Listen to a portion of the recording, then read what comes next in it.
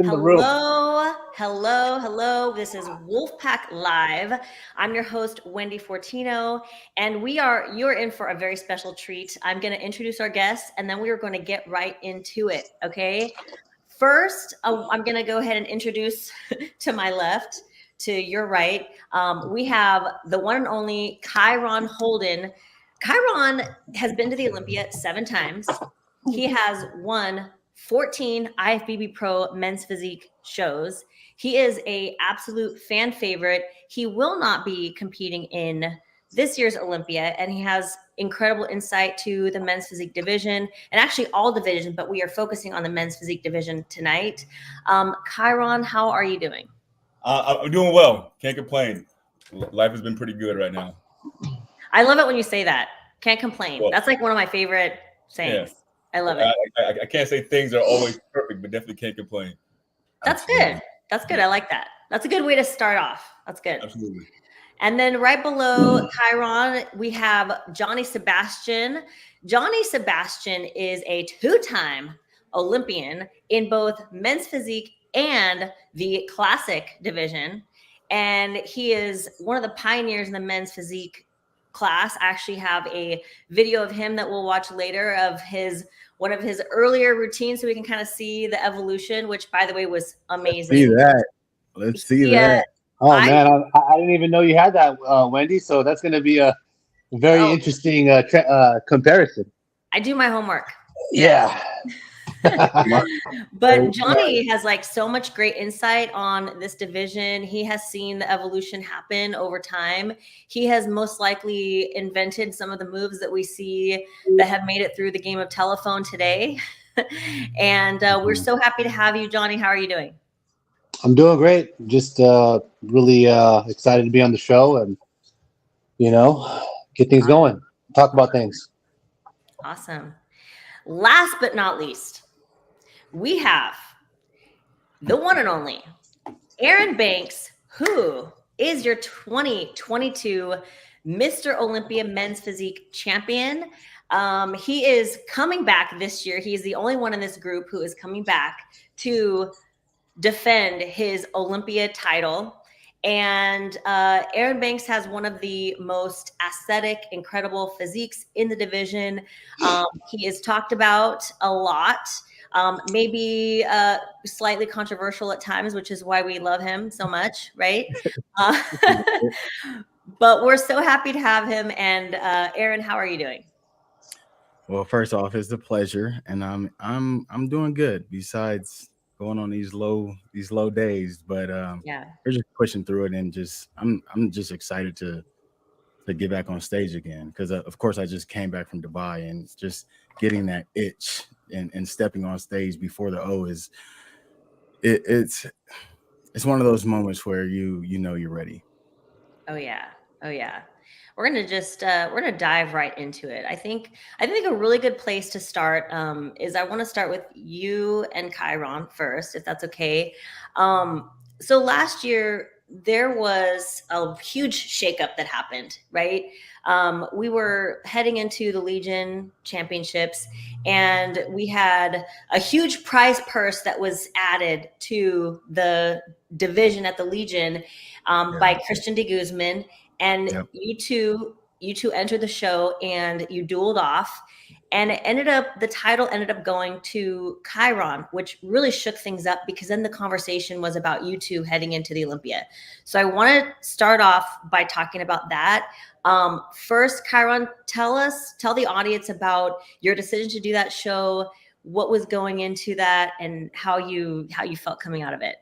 Okay, so initially I was going to do classic for Legions, but which show was it? It was the Daytona show. I spoke to DJ and he was like, let's try to get you a qualification for the Olympia in either class. So we went to Daytona. I won that show, and like just talking with DJ, he was like, hey, that's your show. You're still within standards of men's physique. Since you won this show, they're kind of communicating to you that you're still within standards of men's physique.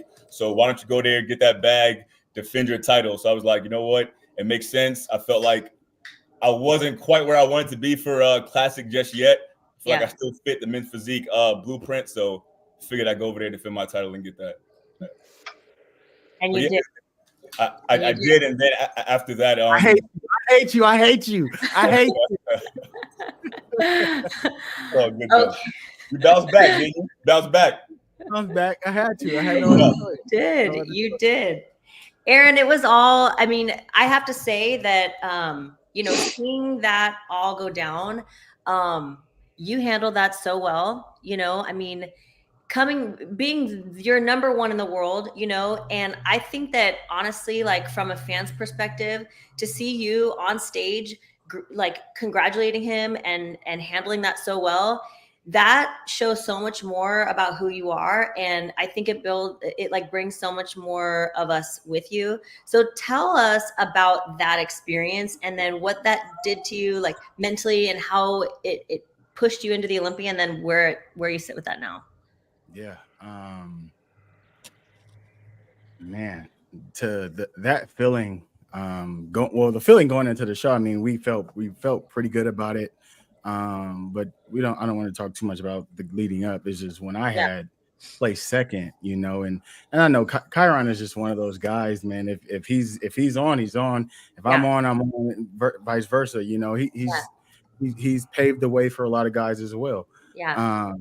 But it was just that moment just kind of shattered me a little bit mentally, and I had to, suck it up. I took it on the chin, and I had to move forward because again, I got off stage and I'm just talking to my kids, and they're like, "Dad, you won?" I said, "Dad always wins." You know what I mean? So, for Olympia, it was another level of trying to really lock in, but unfortunately, again, some mishaps happened going into that show, and I don't make excuses. I placed third at the Mr. Olympia, but it's just a lot of things that go on behind the scenes personally or anything like that. It all takes a toll, and I just had to take a huge step back from a lot of things and reflect on life and kind of maneuver my life in a whole other way. So now we're here.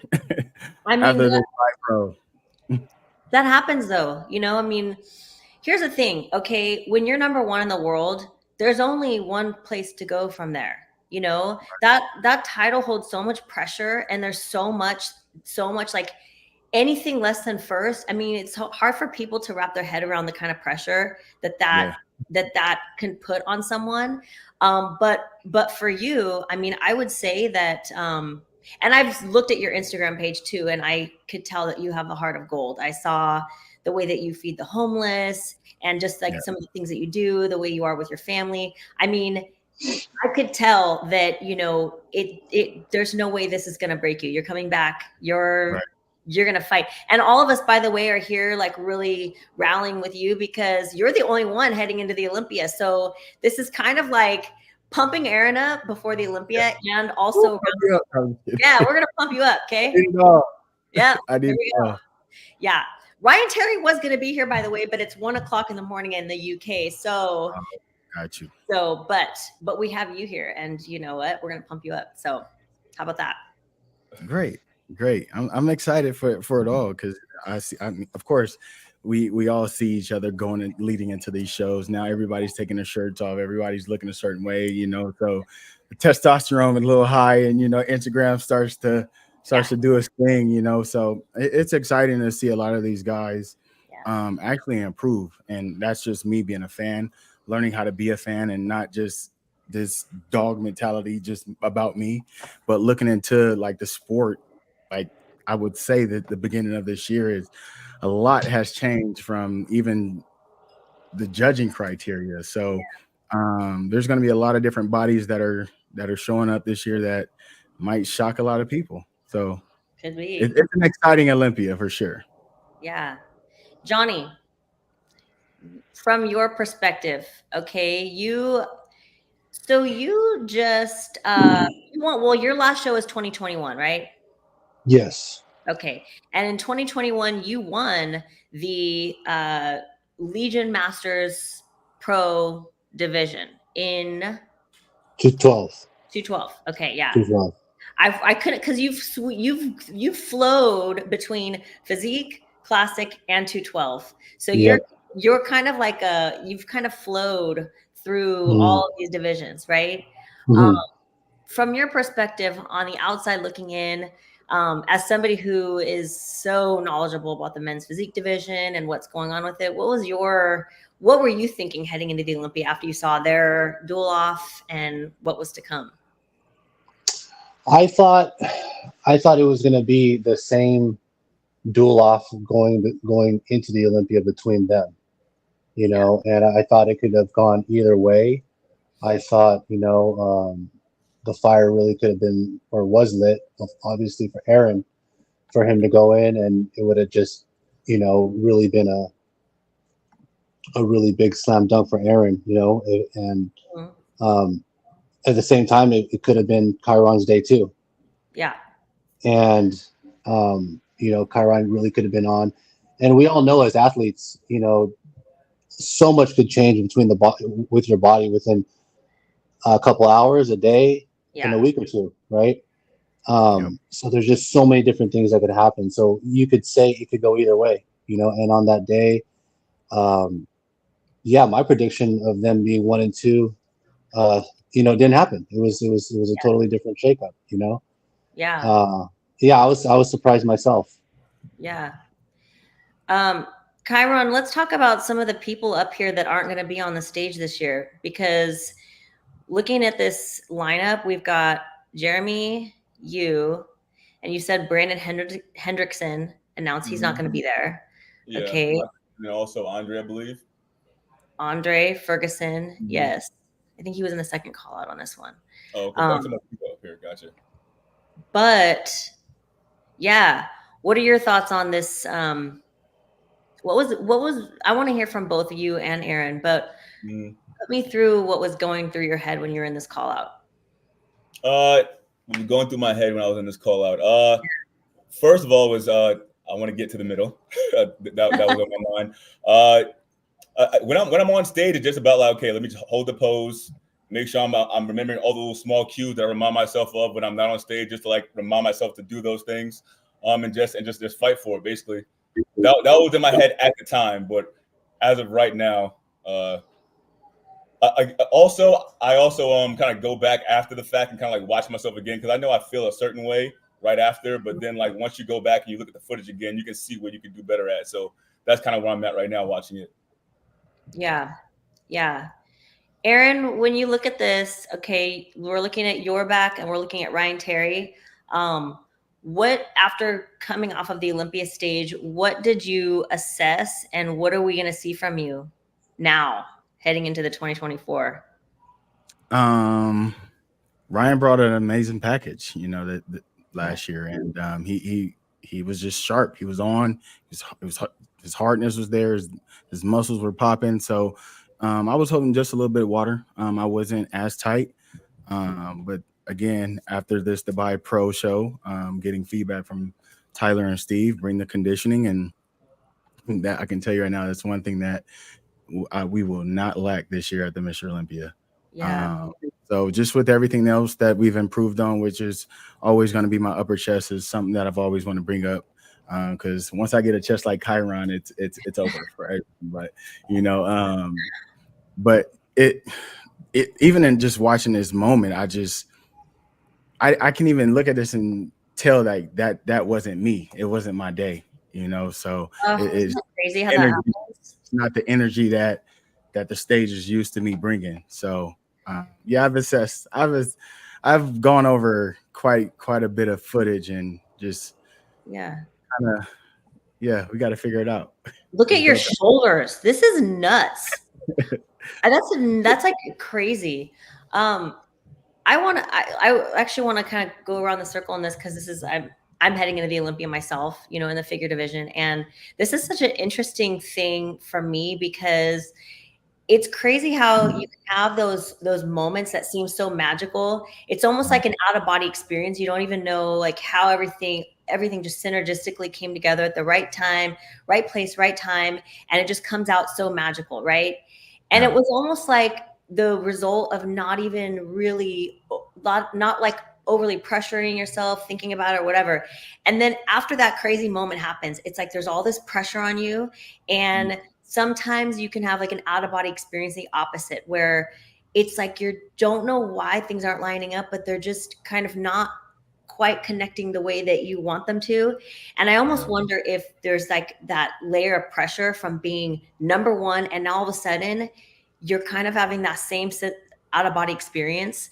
As an athlete, this has happened to me. So what are your guys' experiences with this?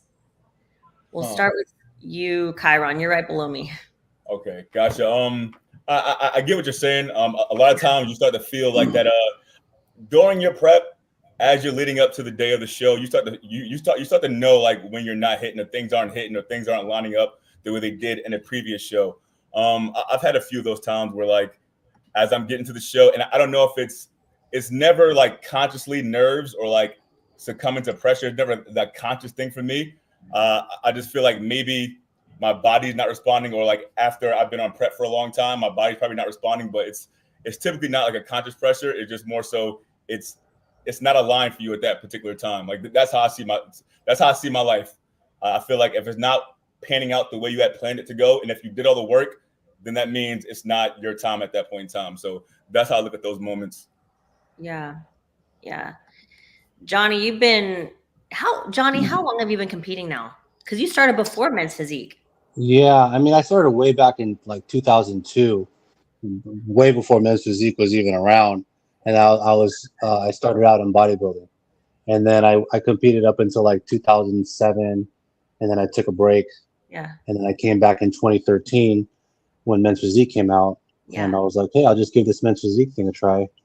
And then that's when I picked back up on my journey, and then ended off in 2021. Yeah. Yeah. So lots of different shows. So here we are. You are at the Dallas Europa. Dallas Europa, yeah. So this was Men's Physique in 2014. Okay. You look pretty dang amazing.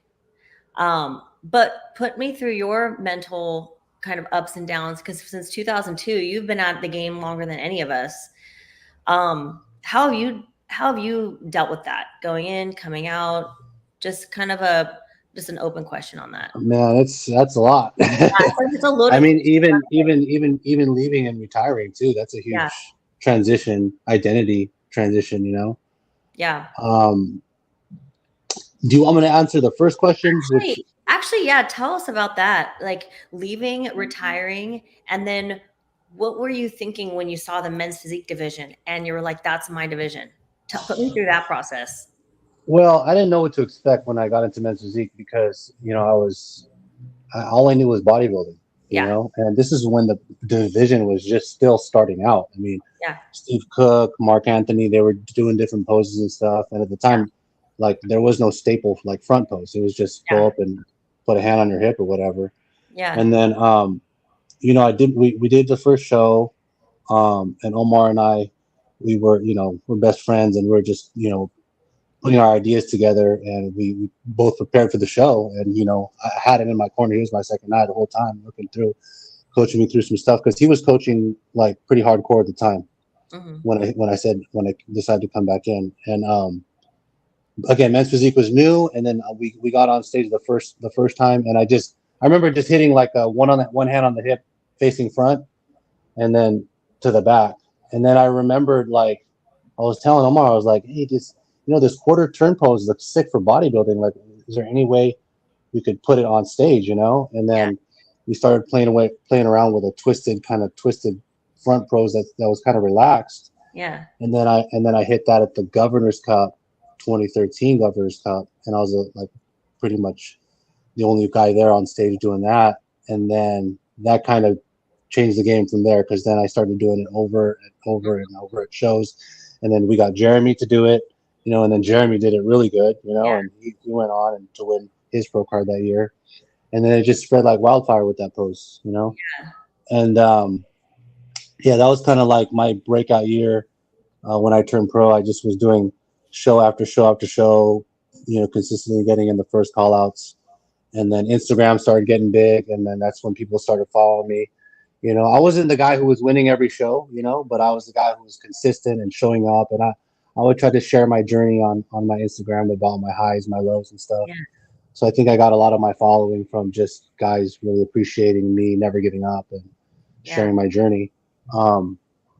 And then, and yeah, leading up to the Olympia, I remember like hitting, get just showing up at each show, looking my best, and then feeling my best. And then, after I think I did like 5 or 6 shows leading up to the first Olympia. Mm-hmm. So by the time I qualified, my body was already just spent, So then the pressure of like, okay, I'm at the Olympia, I want to win. And there's that pressure, but then also knowing my body wasn't at its best to peak, and then it was not really cooperating, and just that stress leading up, like Kyron said, if you're hitting or not, and then there's that added stress, and then you start overthinking things, and you start thinking about other things you can do to make it better. Yeah. It's just not a good place to be. But yeah, that's how I went in. But looking back in hindsight now, I would have told my younger self, like, hey, dude, you made it that far, you qualified for Olympia, we're going to give it your best. And whether you ended up in the middle, the last, or the front, it's like, hey, I have a jacket that's hanging up. I still talk about it to this day, and it's a good title, just not a title, but a good, accomplishment, to hold. So, but yeah, and then same thing happened for Classic Physique. I did multiple shows, had the same outcome. Yeah. Going into Olympia, I felt like, my body wasn't cooperating, and then, you just kind of get in your head. But then when I transitioned to 212, I took some time off, and then I really just focused for that one show. Yeah. And my body was really responding. I felt really good about it. I knew I was going to bring a good package.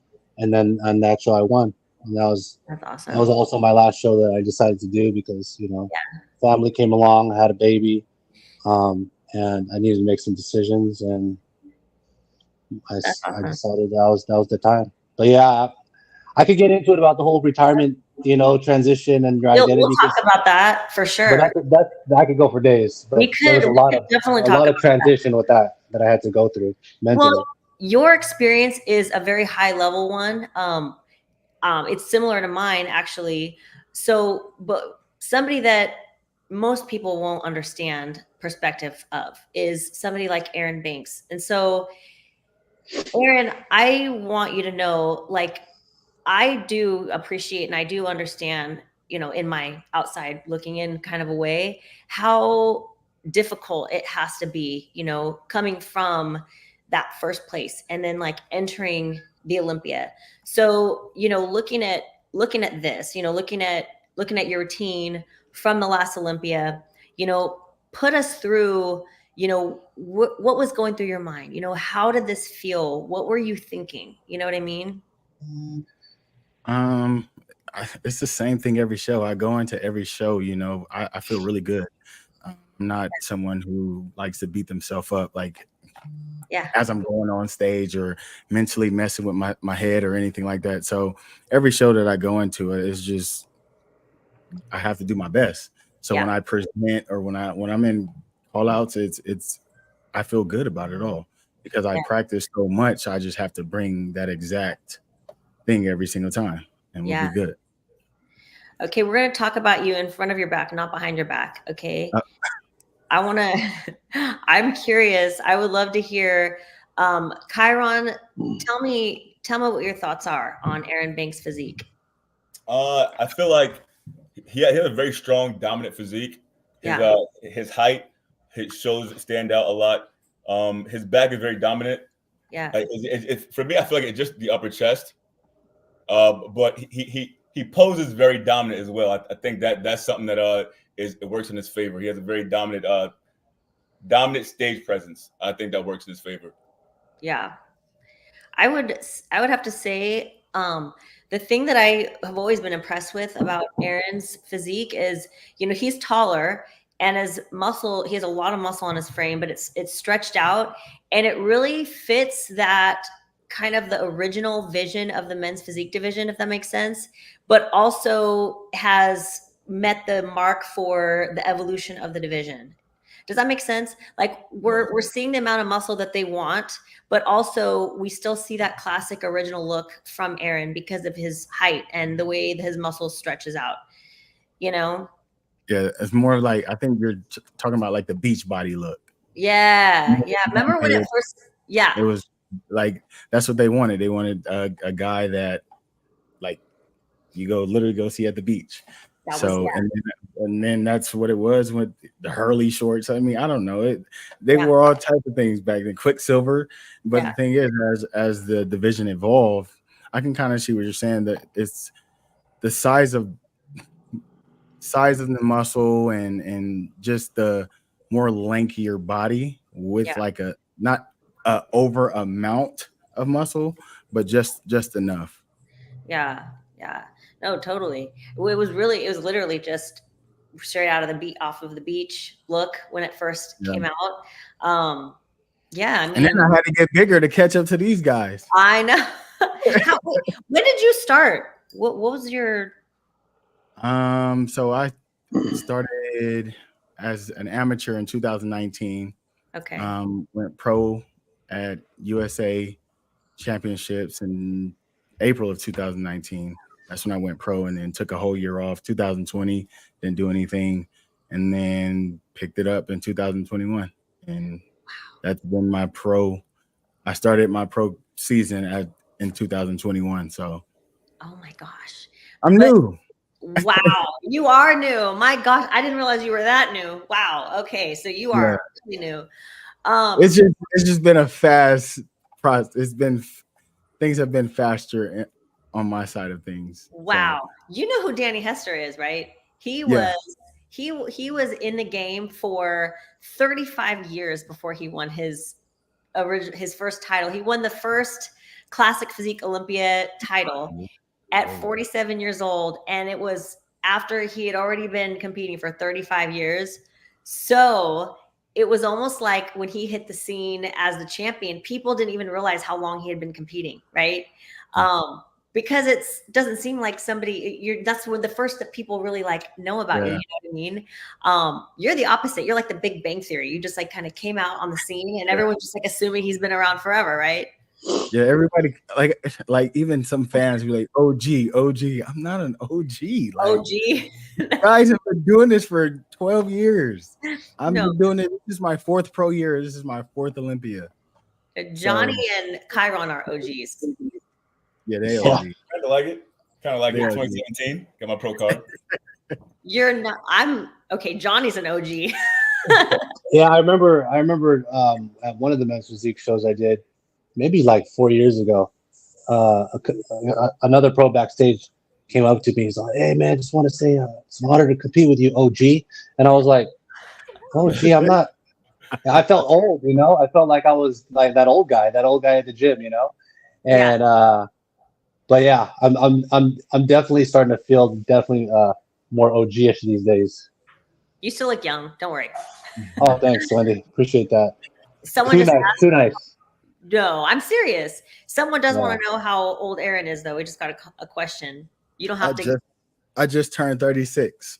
Okay. You're still young. I went pro when I was 30. Nice. And I didn't know nothing about bodybuilding in 2018. Absolutely nothing.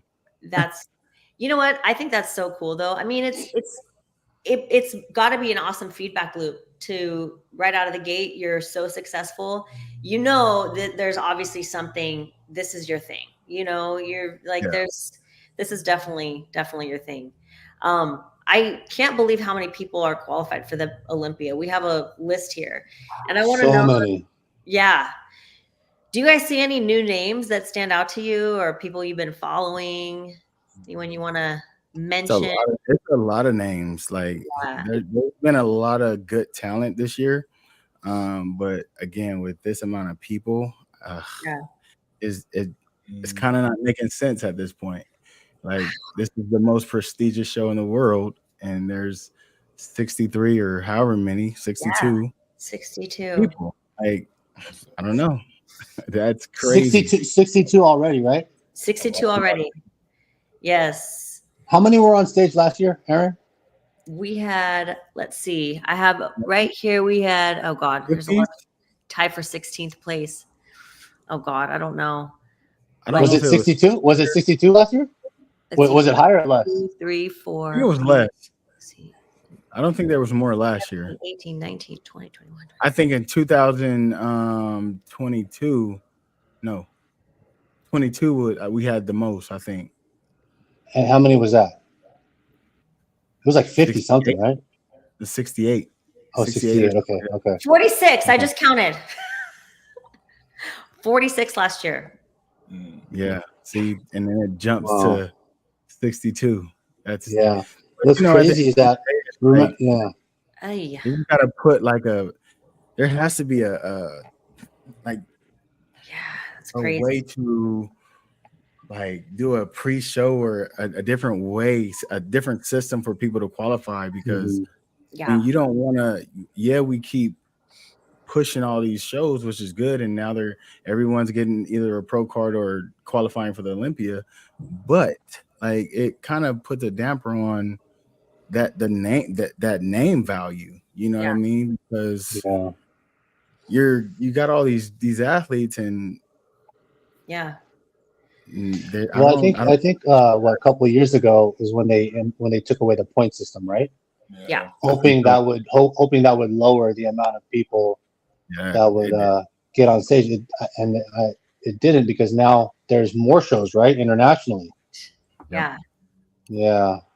So now we're kind of in the same situation where we got in the 60s. Yeah. And you know how hard that is to judge 60 guys on stage and everyone get a fair look, and then they have to do it pretty, within a certain time frame. Yeah. How many people? It's fast. How many people were on stage the last time you had the point system? Does anyone know? I think it was in the 60s. It was at 2022, right? 2022. Was that a point system year? I think 2018 was a point system year. 2018? Yeah. So points. Well, I don't ever remember it being like 50 heads or 60 heads on stage when it was like that. I feel like they did kind of streamline, not streamline, but they filtered it a little bit better when it was that. The thing is, I don't even think it was that. It was just when they went. Less people too. There wasn't that many international shows, but then it went to like. There were 30 guys in 2018. Yeah, I figured that's so in 2020 for the 2022 Olympia, there was the guys who made it through the point system were on stage. Right, but that's only 3 people. You know what I mean? I mean, it's like it's not really going to cut it down that much. I mean, we're just talking about 3 people. But it's kind of like that with physique and bikini, because I don't know for sure. I think that the sanctioning fees are a little bit lower, and there are more promoters doing bikini and physique. But there's another thing happening. Those are 2 of the most popular divisions. You know what I mean? So they bring a lot of amateurs to the show because people want to see, the top men's physique judges judging them. They want to see the top bikini judges judging them. So we wind up with the same issue in bikini. And you want to know how the bikini girls deal with that? Ashley Cotwasser does every show. Literally. And it cuts down the list a lot. So, Erin, Kyron, it's up to you. You guys got to cut the list down. You guys got to team up, cut the list down, do all the shows. it don't matter to me. Like, I guess it's just what we have to deal with as athletes, and at the end of the day, it's only 10 of us going to the night show. Right. Actually, I think it's really cool that you care about that, Erin, because as a champion, they're going to definitely look at you, and you're in the spotlight already. So, I mean, I'm just being I'm just being real here. This is just the reality of the situation. You already know you're going to be in the first call out. Let's just call it what it is. Right. So that's kind of, for you to be caring about this means that you care about your fellow athletes, because it really is hard for a new person, a new name, who's going to get lost in the mix of 60 people, But I can take that back though. Like we can't really say that, because in 2021, nobody knew who I was until I won the New York Pro. That was my rookie year. Oh yeah. Nobody thought I was going to play second next to Brandon in 2021. No one did. So, I was one of those guys who just was on and made it out to the first call out, so there's always going to be a sleeper. So that's why I work. I know people are working. There's somebody that you haven't heard of that could be like chipping at your heels that you don't even know who he is. You don't know. You do not know. Yeah. What about you, Kyron? You have been, you've been doing a little bit of, things outside of the competition world, but you have been in the top of the mix in men's physique. I would say that is definitely your something that makes you really stand out here is that you have been a top Olympia contender for 7 Olympias, where people have predicted you to win. I mean, multiple years in a row. So you know the field, the top guys. Anyone that you can think of that could come and challenge Erin and Ryan? Again, I do feel like there are a lot of new guys, and again, like that sleeper concept. There's a lot of people who just kind of like no one knows them. They're not getting all that attention, but they're just sitting there hungry, just working. You know what I mean, so I know that's always going to be like a factor for like every competition like this. So there's a few guys. A guy from Pure Fit, Abasai. I feel like he's made a splash this year. I feel like he's a very like focused dude. So I feel like he can make a statement this year.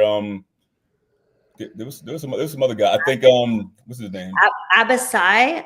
Okay. Abasai. Yeah. Got it. There's also there's a couple other shapes out there that I like a lot. I think Harris, I believe his name is. Yeah. Yeah, but who? Harris, I believe his name is. Will. Yeah, Will. I coach Will. Oh, yeah, he's okay. Okay. Will. I already texted. I texted him already. He know. We got Abasai right here. Mm-hmm. Yeah, he's got a great shape. Wow. Yeah, wow. Really good shape. He's got super wide clavicles and small waist. Wow. Yeah, he's impressive. What are you guys? Okay, I'm curious about something. This is a kind of a side topic, but something I really want to know what you guys' thoughts are. Maybe Johnny, this is the best question for you. The shorts, the evolution of the shorts. Okay, some guys wear them like long and baggy. Some guys wear them shorter, tighter. Like, what are your thoughts? Like, what goes into that process of choosing the shorts? Well, to start, what the shorts were. I mean, we didn't know any better, but looking back, I thought they looked ridiculous, but I think what they're doing now, streamlining them, making them more fit, and bringing them up a little bit higher than the knee, it's more appealing to me now. And I think now there's just so many short companies. Yeah, they're not. Before it used to be Hurley, O'Neill, and the typical board short companies. Now you got Chula, you got Fide. I don't know if I'm saying it correctly, but you got I think Ali has a board short brand. You got so many now. Christian Guzman has one, right? And they're all tailored to men's physique competition now. So I like Kyron's here. I mean, they're fit. They're low on the waist, where you could still see his the lower abdominal details. Which I tell a lot of my guys that I coach is, if they ride up a little higher, you're kind of hiding some of your waistline that could be shown. So you kind of pull it down a little bit. But now the way the shorts are built, they naturally have more of a V taper in the front. And then the newer shorts have more of the stretchy material. So they could kind of form fit around the quads, and at the bottom they could be snug, and they're a little tight. They're a little higher now on the legs, so now you can see more of the bottom teardrop and just the overall shape and sweep of the quad. Because with men's physique, we're looking at the silhouette, right? And when you look at the silhouette, you're seeing the wide shoulders to the small waist to kind of the sweeping quads, right? And these new shorts really display that, and and I love, like, Kyron, I love how you do this pose. You have one of my favorite front poses in the whole entire division. A lot of it obviously has to do with your physique, but I love how you do this stand so naturally, and the way that your quad is popping out. This is what the evolution of the shorts is interesting, because when they started getting a little bit tighter, guys started developing their legs a little bit more, and kind of using that as to help create that aesthetic that you're going for. So with the shorts a little tighter, you can see the quad sweep, the waist looks tinier, and everything like that. So what about you, Kyron? I think the way the shorts are now, it allows people to show their full physique. You know what I mean? So people, you feel like an athlete, you feel like a bodybuilder to some degree. So I do like the change for the shorts because you get to see a full package. You know what I mean? So I do like the way the shorts are designed now with the standards are for the shorts. Yeah. And they made it. They even made it in the criteria to where you have to have your shorts 2 inches above the knee. Yeah. They can't be. They're not baggy anymore. So good to know. That's in the rule book. So yeah. I can't say too much about the evolution of board shorts, but what I've worn going into the shows, I mean, yeah, it's been a great ride so far. So we'll see where it goes from the above the 2 inches to where else it goes next. Well, yeah, I came from the Hurley Phantom days. Everybody had the Hurley Phantoms. Here's the Hurley Phantoms. Hurley Phantoms, bro. I didn't even know he had this video, to be honest. And then he freaking adds me to it today, and I'm like, I haven't even seen that video. Crazy. This is a crazy video. Well, you have a longer leg, so you have to kind of think about that a little bit more with your shorts. How tall are you, Erin? I'm 6'1.5". Yeah, so your short game is a little different than maybe Johnny. How tall are you? I'm 5'5" on a good day. Okay, 5'5" on a good day. So we got a few more inches. And some of the board shorts, the board short companies out there, they have inseams, so you can get either a 16 or a 17 depending on your height. So that's the game changer as well. Because again, if I'm buying shorts, my shorts would not look nowhere near good on Johnny because they'll be super long. You see what I'm saying? Oh, they'd be down to my ankles. Yeah, they would probably. Honestly, a true story. Every single one of my shorts, I brought them into a tailor and I got them. I got about an inch or two cut off from the bottom. Yeah, I had to, because they were all of them were just too long for me. I looked like it just looked like a skirt for me. Yeah, people don't realize how much goes into finding the right shorts. I mean, the right shorts fit can make or break the way that your overall physique looks. By the way, Erin, I want to say I really like this color scheme on you. The blue with the white. So that's actually one of my. I've won, I think, 3 times in blue. So it's one of my favorite colors. It's good. It's really good. All right, we have Kyron's physique is straight out of superhero comic books. Bro, need to move out to Japan and I'm sorry. I'm like reading it as I go. Oh my gosh. Afghani. Okay, who's that? Let's see. Who else? Probably Ali Bilal. Okay. Oh yeah. Ali Balil. Okay. I can't. You know what? I need to work on this because I'm going to start commentating more and I need to get myself together with the way that I pronounce it. I think it's Ali Bilal. Yeah, Bilal. Okay. I'll have to work on that. What else, you guys? What else is kind of brewing in the men's physique world that maybe the audience doesn't know about? To be honest, it's been real quiet this season. I don't know what's going on, what's in the air, but it's real quiet. Everybody's just working. There's me personally, I haven't heard anything, but I don't see a lot really going on besides people working. You know what? I have noticed that there's like a little bit less drama in the men's physique division, but there's something to that. Why? Who's missing? Who's not adding to the conversation right now? I think it's just an energy thing when there's like a lot of the guys or the veterans that usually compete and make it have that kind of energy aren't competing. And I'm not saying make it have that kind of energy as in like people are just negative. They're talking about like if the competition isn't there, makes it fun too sometimes. There's no need to really like have animosity if there's like the competition is not there that you're used to having. I think there's a lot of new guys, and the new guys are just like they're not talking shit. They're just working to get their spot. You know what I mean? So I think that's why the energy and the temperament is. It definitely transitioned, like big time. I did notice that. Yeah, and it's not. It makes it fun, actually. I think. The men's physique division has always had a lot of energy because it's so popular. People are so into the men's physique division. Okay, I am into it. I mean, I do commentating for the shows. I, do media here at WOLFpak. I do media at Olympia TV. And I personally have been so into the men's physique division because there's a lot of great athletes. It's always exciting battles because especially now the physiques are getting more impressive. You see a lot more happening with the physiques now. There's also with the new weight cap, we could talk about that. That kind of added a little bit of a extra layer variable that made things exciting.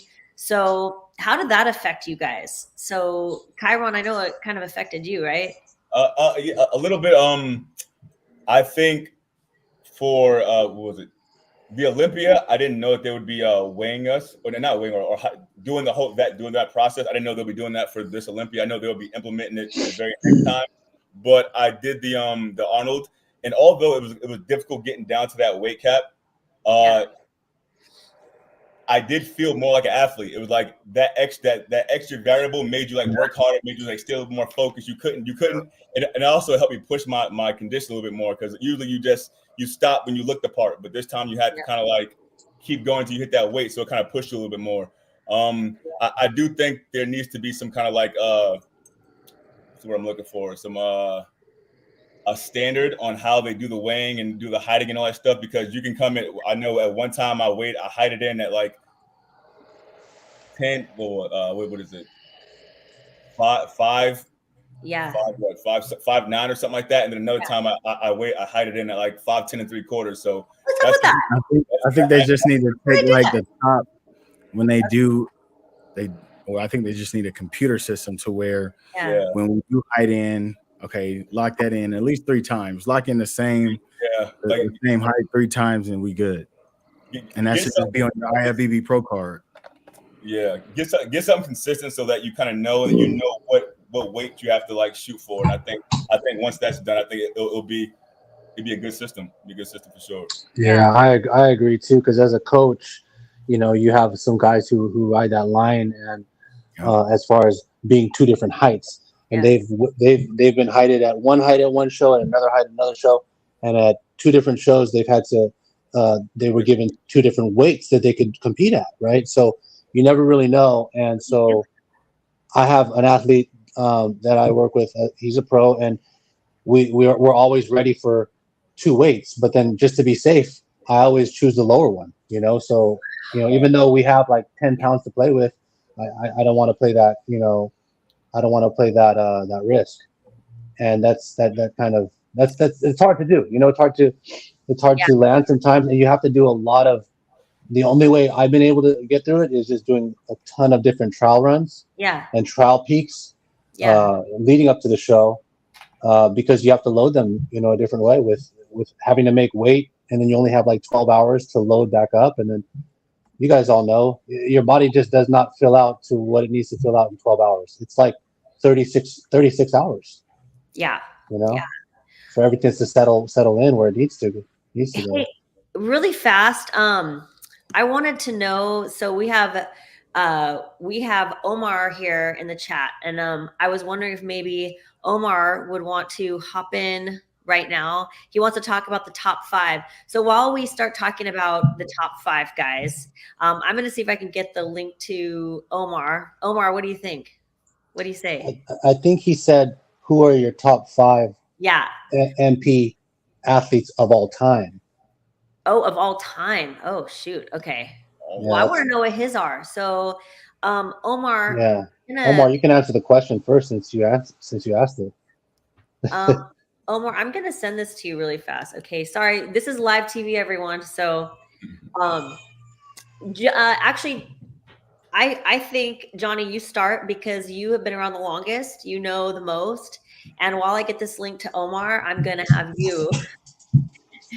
I'm gonna have you start top 5 of all time is gonna be it's gonna be hard. It's gonna be hard because I have more than top 5. I have so many, but I mean, you're gonna you have in no particular order. We have Erin, who's here in the chat. He's a Mr. Olympia champion. Yeah. Right. You have Ryan Terry now, who's a Mr. Olympia champion. Right. Jeremy Buendia. You got Brandon Hendrickson. I mean, you have Mark Anthony, who was the first ever Mr. Olympia, but and he reigned for a while, but he gets credit too because he started the division, right? And then if you were to have all of them compete on stage at the same time, obviously there will only be one winner, but like they all have different strengths, and and then you have Kyron, who's in there. Kyron's on multiple shows, titles. It's a lot, right? I mean, Ryan, he's won Mr. Olympia, but he's been so consistent through all these years, right? Yep. Erin, he's won. He has the title. He's had a title, and then he's progressed so fast in such a small amount of time. Yeah. He's just come in and made a huge impact, right? And then Jeremy held it for a while, and he was through the pioneer stages too. Yeah. You got so many, and you got Diogo. We haven't mentioned Diogo, but Diogo's been a consistent guy from Brazil, Arnold Classic champion, and made it to the Olympia multiple times. Andre Ferguson, Ray. I forgot Ray is an Olympia champ, but you got Ray in there. Yeah. You got Andre. You got Andre, who's Andre Ferguson, who's never won an Olympia title, but he's got so many pro wins. He's got an Arnold Classic title. Yeah. Yeah. You got George Brown, who's consistent. George Brown is amazing. Years. He's been competing since I was competing. Yeah. He's like the guy that never ages, and he's consistent. And the judges consistently like him, and he has a great physique. Yeah. Yeah. There's so many. There's so many best of all time. Omar, I sent you the link, so come join us.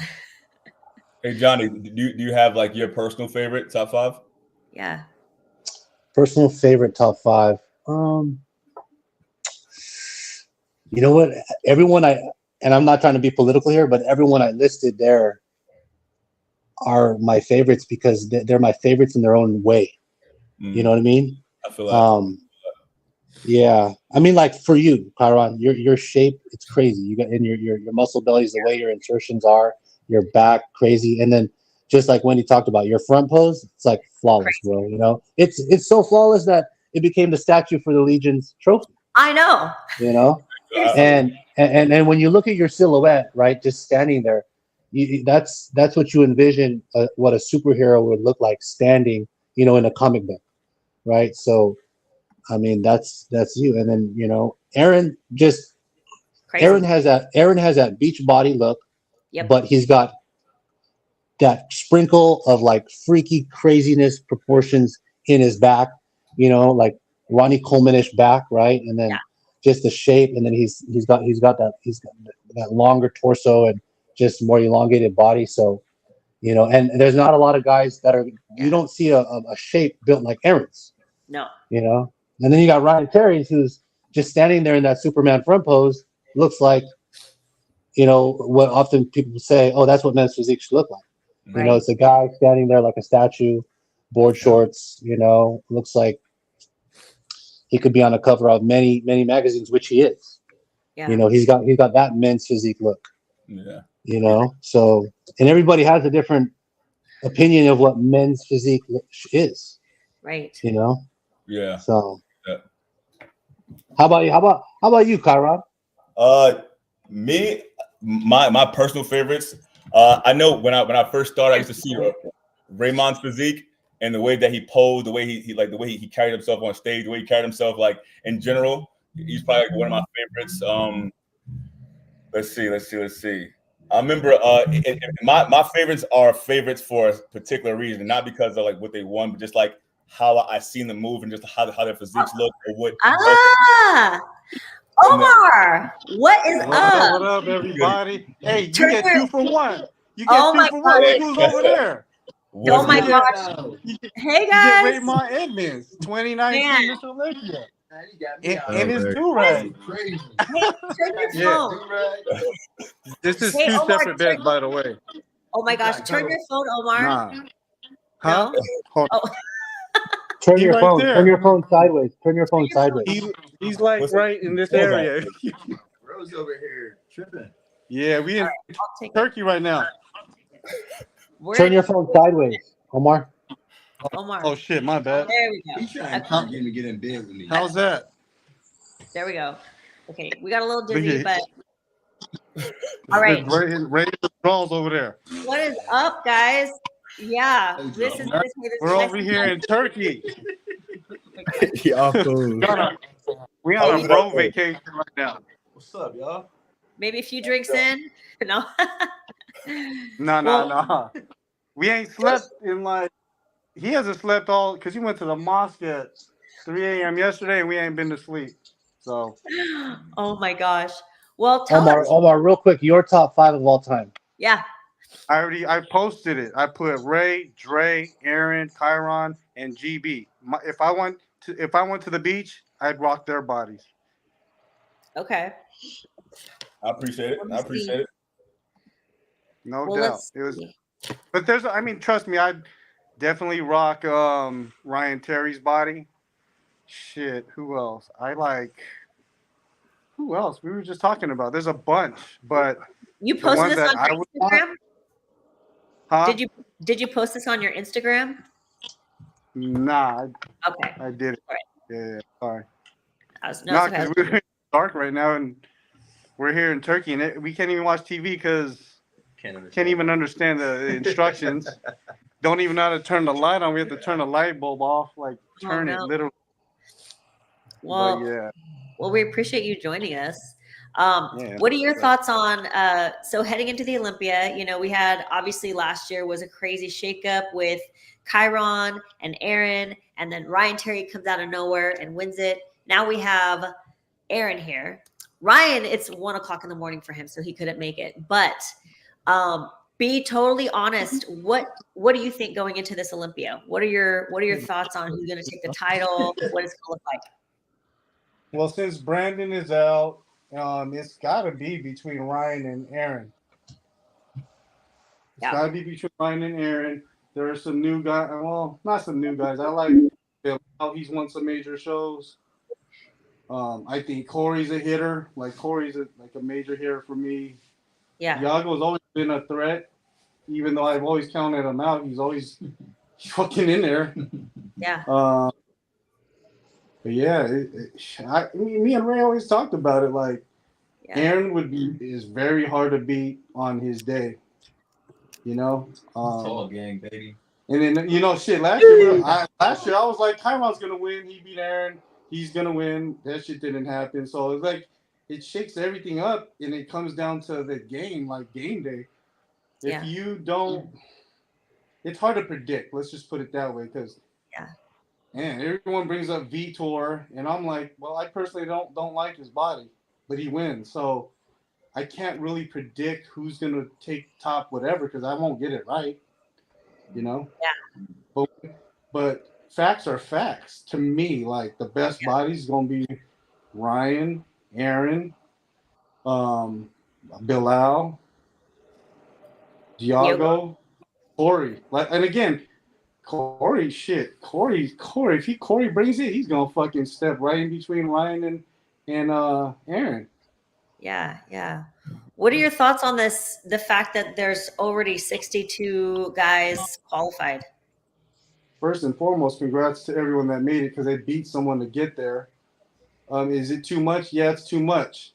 Will people get overlooked? I don't think so, because if you're that dope, everyone knocks the judge. Oh, I got robbed. I got overlooked. No, the fucking judge has been there way before everyone that's on that stage. Yeah. They've been there fucking since Sean Ray been there. Tyler, maybe not, but Tyler's fucking DNA was judging way back, so they can't knock him. He's got the experience. Everyone on that panel has experience, so if they knock people that get overlooked, you weren't good enough. If you don't make the top 10, you were not good enough. You don't make the top 15, you get a 16, you weren't good enough. You were good enough to make the Olympia, but you weren't good enough to fucking be in the top 15. You could go back to your city, your gym, and be the man there, but you're not the man on the Olympia stage. What do you think? Ray, what do you think? He's sleeping. 62. Okay. Hey, he deserves to sleep. It's like, what, 3 a.m. over there? Someone asked Total you, sport. Omar, someone wants to know how many athletes you're coaching at this year's Olympia. None. Okay. Wow. None. First time in since shit. Yeah, like 2024 was about Omar, you know, and my athletes. And it was the fucking best decision of my life because this sport drains the shit out of you. Yeah, Your you need a health. break. You need a break. Yeah, You deserve definitely it. need a break. Not only that, to be honest with you, when my man over here didn't repeat, and certain things happened, I was just like, I lost my steam. Things just happen. It's just like, and then shit, my brother's kidney failed. My dad got diagnosed with cancer, and now my brother's diagnosed with cancer. So I'm at that age where I've been in the game since 1997. So Yeah. you talk about, hey, Aaron, you 36, happy birthday, you OG, dog. So don't go there. You not OG in the game of men's physique, but you OG. You still So, OG. I am outside of this bodybuilding. I'm a rook. yeah. What's up, guys? Everybody. Still OG. What's that? Yeah. Wendy, we've known each other for like over 20 years, So. Oh my gosh! Wow. But on top of that, you gotta think. Got a career, got 4 kids. Very proud dad. Shit, Johnny's their uncle, Ray's their uncle. It's just, again, a lot of people don't understand. Like, you win the Olympia, and Aaron, you'll know this. With Ariel, you win the Olympia. What do you win next, right? You don't win nothing else. All you do is, if you win the biggest show on earth, all you do is lose from there. And it takes a toll. And a lot of people in this world, all these coaches that have a local show overall winner, Arnold champ, whatever, like, I won them all. Like, after that, you lose. And people don't realize it hits you. As a really good coach, it's the losses that affect you more than the wins. Yeah. Because with But Aaron did lose the title, but he's coming back to take it back. Yeah, I get that, but we've won it since fucking 19. We won it so many times so long ago. Not the Olympia, but other shows. It's draining. Yeah. And people that have done it, look at Ariel is doing it at another level than what I did it at. Because again, it's different now.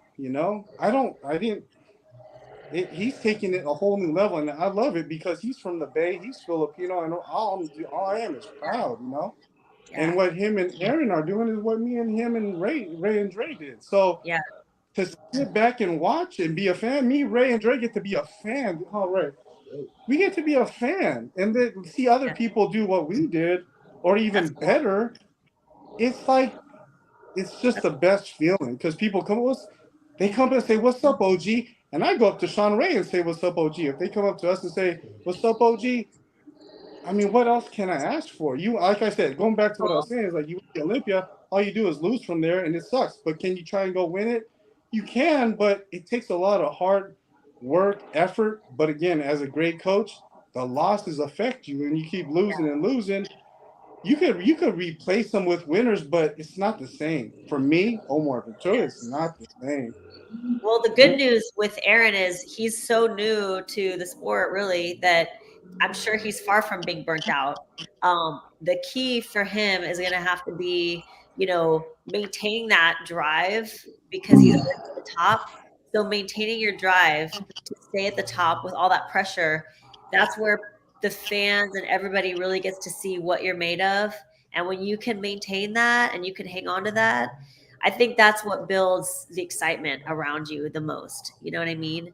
And man, you still have that fresh feel, there's still a lot of people go through what you're going through right now before they ever even come close to winning a title. By the time they get to the top, if they do, it's like they already feel maybe a little bit burnt out. But, because you jumped so fast, you're still like fresh, Yeah, I'm the rook in the game. I'm always had that mindset, and because again, I wanted to be.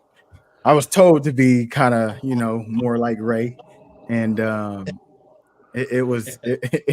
But I got got drug into certain things and controversial, and but I just I just had to take that step back.